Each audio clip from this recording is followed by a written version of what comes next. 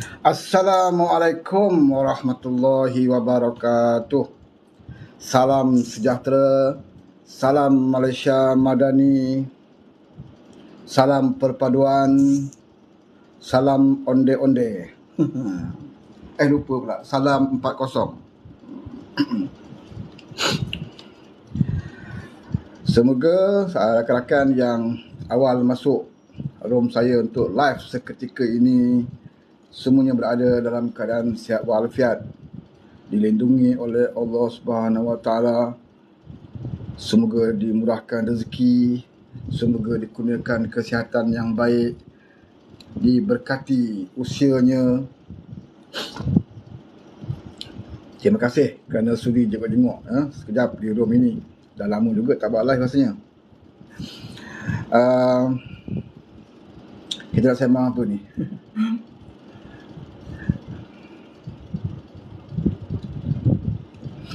Pertama sekali kita mengucapkan ribuan terima kasih dan juga tahniah kepada penyokong-penyokong Kerajaan Perpaduan yang telah meluangkan masa mereka hadir di dalam hari penanaman calon hari ini di PRK Parlimen Kemaman. Terima kasih kerana datang memberikan sokongan moral kepada calon kita, iaitu seorang bekas Panglima Angkatan Tentera. Ini baru betul Panglima Angkatan Tentera. Bukan lekeh-lekeh, ya, bukan sembang kosong macam ketereh. Setiap hari dalam parlimen duk bangga, saya lah veteran tentera, saya lah pejuang tentera. Bila orang bantah cakap dia, sampuk cakap dia, jangan sampuk, saya veteran tentera. Macam dia seorang, kan? Baru pegawai bawahan je saudara, ya, yang ketereh tu. Tapi sebab dia salah satunya pegawai tentera yang berada di situ, jadi dia rasa yang paling besar. Sebab itu dia ego, ya, memalukan veteran-veteran tentera dengan keegoan dia.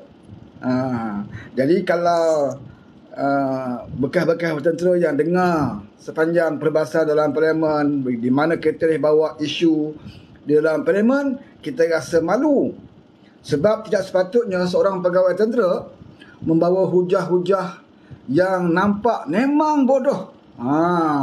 Hujah-hujah yang boleh katakan tak boleh sepatutnya disuarakan di peringkat parlimen lah. Tak boleh nak sembang kat parlimen. Hujah-hujah yang dia bawa tu, kan? Tetapi lah nak buat macam mana? Orang ketereh rasa itulah yang paling cerdik, maka dia diangkat sebagai ahli parlimen di ketereh. Mau tak mau, orang ketereh kena terimalah hakikat. Terlajak undi tidak boleh diundur, maka terimalah. Sama juga dengan orang Langkawi, ya? Sekarang ni mungkinlah pengundi-pengundi Langkawi rasa agak malu bila telah mengangkat seorang ahli parlimen seperti ahli parlimen Langkawi sekarang ni. Apa yang dibawa kat parlimen? Kadang-kadang hujah-hujah atau usul-usul atau cadangan-cadangan yang dibawa dalam parlimen kadang-kadang tak masuk akal, kadang-kadang melucukan, kadang-kadang boleh mendatangkan ketawa, kan? Macam parlimen Langkawi, kan? Ucapan yang berbau seksis. Bila tak boleh nak jawab, bila tak mampu nak bawa fakta, maka dia bermain dengan ucapan-ucapan yang seksis. Walau pertanyaan datang ke Langkawi itu adalah pertanyaan yang positif, pertanyaan yang baik untuk mengangkat Langkawi sebagai satu pusat pelancongan. Nak promote Langkawi. Macam soalan daripada pemimpin wanita DAP. Dia nak minta penjelasan saja, adakah di Langkawi ada larangan ataupun tidak ada larangan. Sesiapa yang datang Langkawi boleh berseluar pendek atau tidak. Jadi soalan itu wajar ditanya sebab ahli parlimen DAP itu bukan beragama Islam. Kalau soalan itu ditanya oleh ahli parlimen yang beragama Islam, mungkin agak pelik sedikit, kan? Tetapi pertanyaan itu datangnya daripada ahli parlimen yang bukan beragama Islam. Dia nak tahu ada atau tidak larangan. Pelancong-pelancong atau pengunjung-pengunjung ke Langkawi boleh atau tidak mereka berseluar pendek, bukan berseluar dalam. Berseluar pendek itu soalan dia. Ya, sebab pelancong di Langkawi, kalau kita nak yang kita tahulah, pelancong di Langkawi, majoritinya yang hadir itu bukan Islam. Yang datang itu kebanyakan bukan Islam. Kalau pelancong tempatan, yang datang itu kebanyakan majoritinya kaum-kaum bukan Melayu. Dia yang memeriahkan industri pelancongan negara kita. Ini kita kena terima hakikat. Mana-mana pusat pelancongan pun, ya, kebanyakan pengunjung tempatan adalah daripada bukan Melayu. Ya, mereka bawa family mereka, kawan-kawan mereka bercuti. Ya, orang Melayu ni kadang-kadang sesekali lah bersama keluarga, kan? Kadang rombongan. Ya, selebihnya kita lebih baik suka balik kampung, bercuti di kampung, kan? Tapi bagi orang kaum bukan Melayu, mereka bersama family mereka, bersama kawan-kawan mereka di pusat-pusat pelancongan seperti ini. Jadi soalan Ahli Parlimen DAP kepada Ahli Parlimen Langkawi itu adalah soalan yang relevan untuk dia nak tahu, ya, apakah di Langkawi itu ada peraturan baru ataupun tidak. Sebab itu dia tanya soalan itu, kan? Tapi jawapan MP Langkawi apa dia? LYB boleh datang Langkawi tanpa pakaian pun tak apa. Saya nak bayangkan orang datang Langkawi tanpa pakaian. Apakah ini jawapan Ahli Parlimen? Ya, pertama mempermain-mainkan. Ya, yang kedua berbau seksis. Sebab yang bertanya itu pun wanita, bukan Islam. Ahli Parlimen Langkawi itu pula Islam. Dah lah Islam, tua pula tu, kan? Takkan nak bergurau ataupun nak berseloroh dengan ayat seperti itu. Ya? Jadi inilah yang kita katakan kesilapan kita dalam membuat keputusan melantik ahli parlimen. Ini kesilapan kita. Sebab kita memilih calon kerana berdasarkan kepada emosi, sentimen. Ya? Bukan berdasarkan kepada penilaian kita, sama ada dia boleh atau tak boleh, ya, buat kerja sebagai ahli parlimen.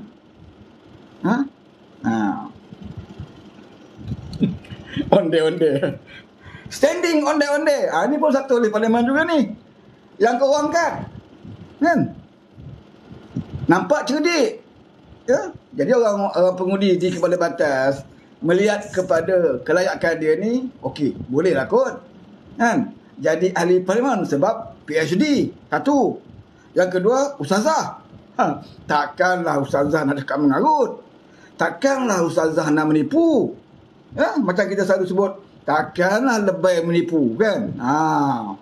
Tapi dah terbukti banyak bahawa lebay banyak menipu. Menipu tak apa lagi, menfitnah. Banyak bukti kita boleh tunjukkan. Lebay banyak menipu dan menfitnah. Tapi bila nak tanya tentang muslimat atau ustazah ni, jarang-jarang. Bukan tak ada, tapi kadang-kadang ada. Ya? Salah satunya adalah ahli parlimen Kepala Batas. Rupanya terlalu banyak, saudara. Ya? Kalau kita nak cari, ini yang terpamer dalam parlimen. Ya? Belum kita jumpa di luar lagi. Ini dalam parlimen. Seharusnya ahli parlimen bila masuk parlimen, mereka akan berhati-hati di dalam berucap. Ya? Mereka akan berhati-hati di dalam berucap. Sebab ucapan mereka akan direkodkan di dalam Hansard parlimen. Satu. Yang kedua, mereka berucap di depan menteri-menteri, di depan timbalan menteri, di depan semua ahli parlimen. Dan yang paling mereka perlu berhati-hati adalah ucapan mereka itu disaksikan oleh seluruh rakyat Malaysia melalui secara langsung, sama ada di TV ataupun melalui internet. Dapat dilihat secara langsung. Jadi kebanyakan ahli parlimen dia akan berhati-hati setiap kali mereka berucap. Maknanya mana-mana ahli parlimen yang berucap di dalam parlimen, itulah tahap paling kemas, paling bijak ucapan yang mereka keluarkan. Tetapi kalau tahap Langkawi saya sebut tadi, kalau itulah tahap ucapan yang paling bijak, maksudnya apa? Maksudnya apa, saudara? Kalau MP Kepala Batas, ya, standing on there,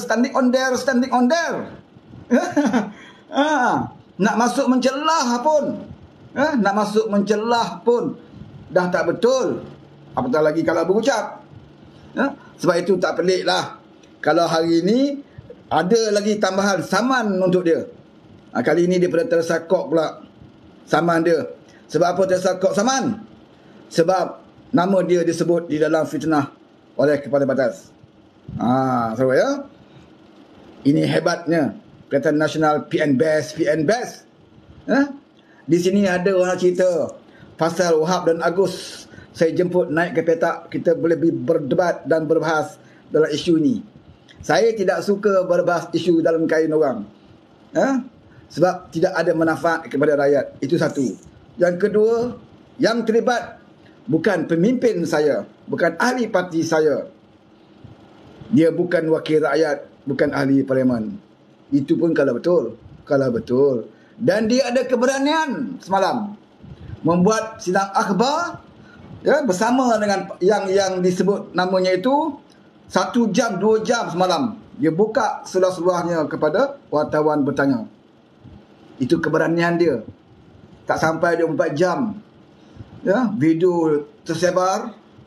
Dia terus buat sidang akhbar, jemput wartawan. Maknanya dia tidaklah macam Din Cirit, nak bersoal jawab dengan wartawan pun takut. Dia tidaklah macam Azmin Semburit.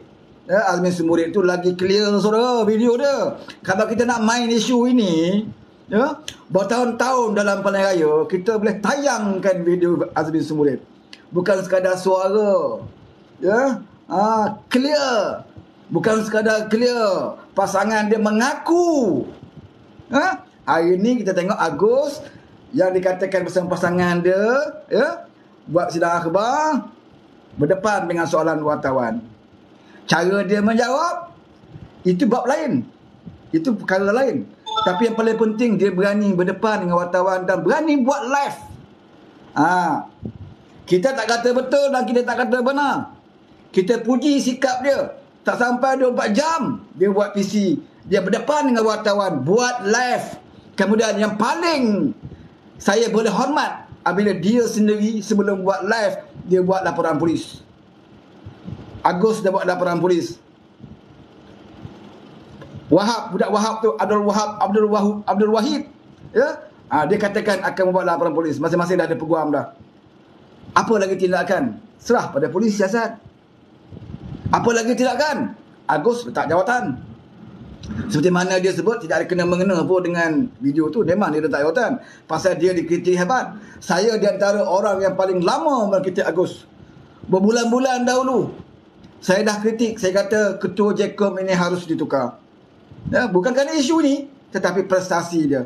Sampai hari ini saya masih berpegang kepada pendirian saya bahawa Agus tidak boleh jadi pengarah JECOM. Pada penilaian kita dan ramai di luar sana berkata memang dia gagal untuk mengetui JECOM ini. Dia seperti tidak berfungsi. Tak kira lah apa alasan sekalipun, dia dikira gagal. Kebetulan berlaku isu ini. Bagi saya dalam isu ini, saya boleh hormat dia. Pertama, dia ada keberanian untuk buat sidang media secara live. Tidak ada sekatan kepada semua soalan. Wartawan boleh tanya. Kadang-kadang kita dengar wartawan tanya soalan yang sama berulang kali, seolah-olah cuba merangkap dia. Tetapi dia boleh jawab. Tetapi kita faham, apabila satu perkara yang telah direport polis, dia takkan boleh nak cerita semua. Sebab benda dah report polis, mungkin akan melibatkan mahkamah dan sebagainya. Jadi segala keterangan itu di depan wartawan harus berhati-hati. Sebab kamu dah buat laporan polis. Yang kedua, si Abdul Wahid itu pun dia kata dia buat laporan polis dan dia akan menyaman Cikgu Bat. Itu terpulang, itu saya tak ada masalah dari situ. Dia telah gunakan hak dia apabila dia merasakan dia tidak bersalah. Dia sendiri merasakan dia tidak bersalah. Dia sendiri merasakan dia dianiayai. Maka dia berhak untuk mempertahankan diri dia. Dengan cara apa? Membuat laporan polis. Dengan cara apa? Membuat sidang media. Apa lagi yang perlu dia lakukan? Kalau kita sendiri menjadi mangsa seperti beliau, apa lagi yang mampu kita lakukan? Maka serahkan pihak berkuasa. Pihak berkuasa akan mengadakan siasatan.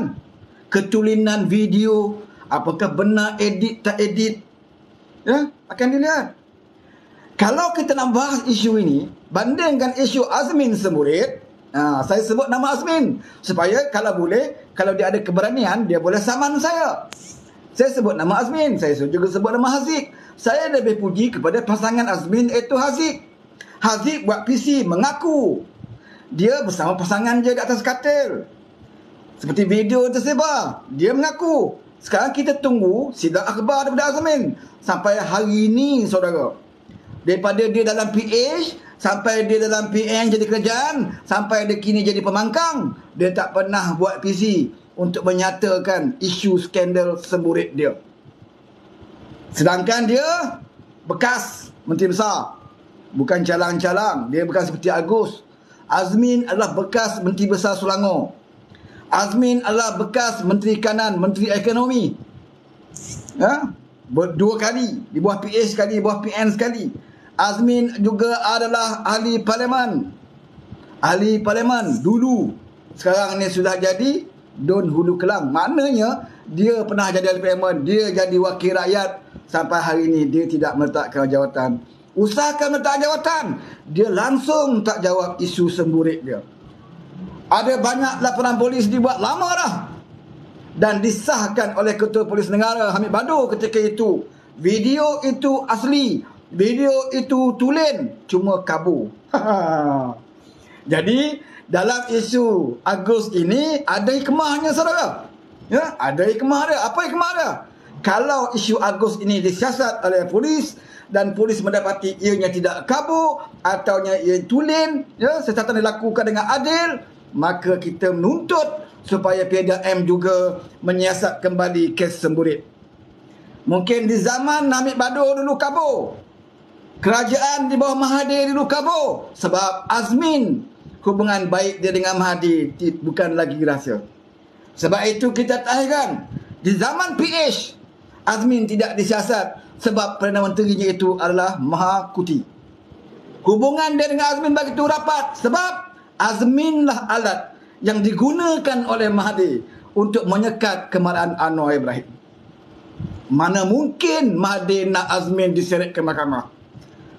Mana mungkin Mahathir setuju kes semburit Azmin disiasat? Sebab itu siasatan video semburit Azmin itu tersekat. Walaupun pihak polis kata dia hantar ke pejabat peguam negara, tetapi ianya tersekat. Sebab apa, saudara? Sebab Azmin dan Mahathir ini bukan orang lain. Azmin diangkat oleh Mahathir jadi Menteri Kanan, Menteri Ekonomi ketika itu. Walaupun Azmin dah jadi Menteri Besar. Azmin dah angkat sumpah Menteri Besar Selangor, saudara. Selepas PRU 14, dia dah angkat sumpah dah Menteri Besar Selangor. Atas restu Parti Keadilan waktu itu.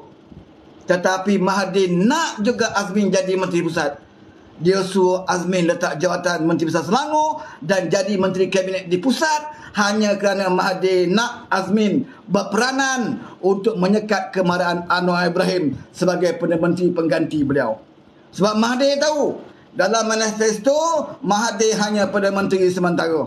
Dia hanya diletakkan sementara menunggu Anwar dibebaskan. Selepas itu Mahathir hendaklah menyerahkan kuasa ataupun jawatan Perdana Menteri kepada Anwar Ibrahim. Ini dipersetujui di dalam Majlis Presiden Perkataan Harapan. Ini juga menjadi manifesto di mana rakyat memberikan mandat kepada Perkataan Harapan bukan kerana Mahathir Mohamad, tetapi rakyat memberikan mandat kepada Perkataan Harapan apabila mereka melihat bahawa nama Anwar Ibrahim itu diletakkan sebagai Perdana Menteri selepas Mahathir Mohamad. Sebab itu rakyat memberi undi. Bukan kerana Mahathir. Kita nak bagi tahu, Mahathir tidak ada kekuatan langsung. Tak ada kekuatan langsung, saudara. Ada orang kata PH menang kerana waktu itu ambil Mahathir. Baru PH menang. Tetapi kita buktikan dalam keputusan pilihan raya bahawa parti Mahathir Bersatu hanya menang 13 kursi parlimen sahaja. Di antara parti yang paling sedikit dapat kursi dalam Pakatan Harapan, Parti Bersatu. Apakah kekuatan yang nak ditunjukkan oleh Mahathir? 13 kursi itu pun ada kursi yang di tempat kawasan-kawasan campuran yang diberi undi oleh orang Cina membantu Parti Bersatu menang. Itu bukti menunjukkan Bersatu tidak ada kekuatan. Tetapi oleh kerana kita dah berjanji, kita memberi keyakinan kepada orang tua Saka ini bahawa inilah peluang terbaik kamu, wahai Mahathir, untuk kamu membalas kembali, menebus kembali dosa-dosa 20 tahun kamu jadi Perdana Menteri. Ini kami bagi peluang untuk kamu menebusnya. Kamu jadilah pemimpin yang baik. Kamu jadilah Perdana Menteri yang adil. Jangan menzalimi orang. Sebab itu kita letakkan dia di situ. Tetapi orang tua ini rupa-rupanya memang dilahirkan untuk memecah belahkan orang. Rupanya orang tua ini memang dilahirkan memang untuk kerja dia, untuk mengkhianati bangsa dan juga agama kita. Memang orang tua ini dilahirkan, diletaklah dalam mana-mana parti politik pun. Tidak ada mana-mana parti politik yang boleh hidup baik dan sejahtera dan aman kalau menerima orang tua ini. Kita boleh buktikan, kita bukan berkata kosong. Sebut mana parti yang sejahtera bersama dengan Mahathir, tak ada. Bahkan parti pertama dia UMNO. Parti UMNO, parti pertama Mahathir. Parti itu pun dia suksahkan Tengku Abdul Rahman. Apa yang dia tak fitnah Tengku Abdul Rahman sehingga dia dipecat. Kalau dia masuk balik UMNO, dia menyusahkan semua Perdana Menteri. Tun Hussein On pun dia susahkan. Tun Hussein On pun diganggu. Tak ada pemimpin Malaysia yang tak pernah diganggu oleh Mamat Kerala ini, saudara. Ini saya nak bagi tahu. Perangai dia itulah menjadikan Azmin jadi ego dan hebat. Perangai dia itulah menjadikan Azmin berani melawan bos dia Anwar Ibrahim. Sebab itu Mahathir terkenal dengan politik pecah dan perintah. Dia masuk mana-mana parti politik, dia akan cuba memecah belahkan orang. Hanya kerana apa? Kerana kepentingan diri dia. Dia masuk Perkataan Harapan, dia melaga-lagakan komponen Perkataan Harapan. Dan ini memang berlaku. Suatu Mahathir masuklah, kita di kalangan kita lah Perkataan Harapan dah mula nampak berbalah. Setro-setro kita berperang bersama kita. Saya juga terlibat. Kita berperang bersama dengan setro daripada Amanah. Kita berperang dengan setro dan PH. Sebab apa? Kerana Mahathir Mohamad. Ada di kalangan parti politik yang nak pertahankan Mahathir. Kita bagi tahu cukup, jangan pertahankan beliau. Tapi mereka mengatakan Mahathir dah berubah, Mahathir dah baik. Maka kita bertempur sesama kita. Saya bergaduh dengan beberapa pimpinan Amanah. Saya bergaduh dengan pimpinan DAP. Mereka juga hentam saya. Mereka kata saya taksub kepada Anwar sehingga saya tak boleh terima Mahathir. Saya kata saya bukan taksub kepada Anwar, tapi saya kenal Mahathir Mohamad. Saya kenal Mahathir Mohamad bukan setahun, 2 tahun. Sebab itu saya katakan cukup dan cukup. Jangan bagi ruang kepada Mahathir Mohamad untuk bersama kita. Kita angkat dia masuk dalam rumah kita. Kita letak dia dalam bilik utama. Tempat yang selesa untuk dia tidur dengan selesa dalam rumah kita. Tapi pada saat itu dia bakar rumah kita.